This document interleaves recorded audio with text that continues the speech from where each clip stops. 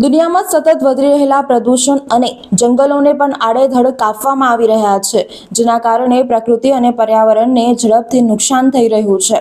આવી પરિસ્થિતિમાં પ્રકૃતિ અને પર્યાવરણની સુરક્ષા માટે લોકોને જાગૃત કરવાના ઉદ્દેશ સાથે અંબે શાળા દર વર્ષે ટ્રી પ્લાન્ટેશન અને છોડનું વિતરણના કાર્યક્રમ કરતી હોય છે।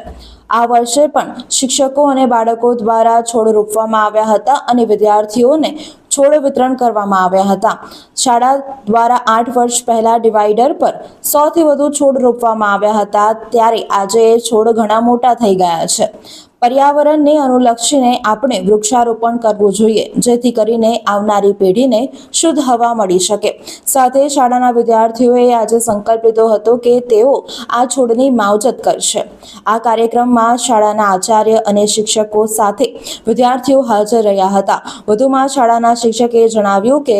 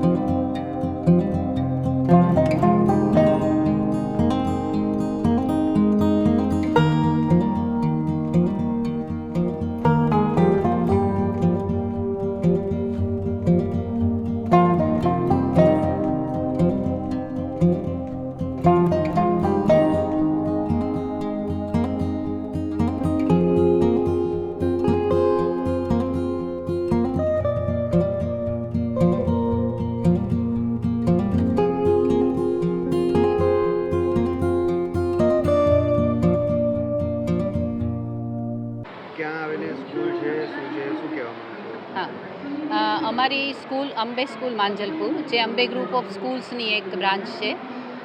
દર વર્ષે જેમ આગળ અમારા ચેરમેન સરે કીધું એમ કે આપણા માટે પર્યાવરણને બચાવવું એ આપણી પહેલી પ્રથમ ફરજ છે।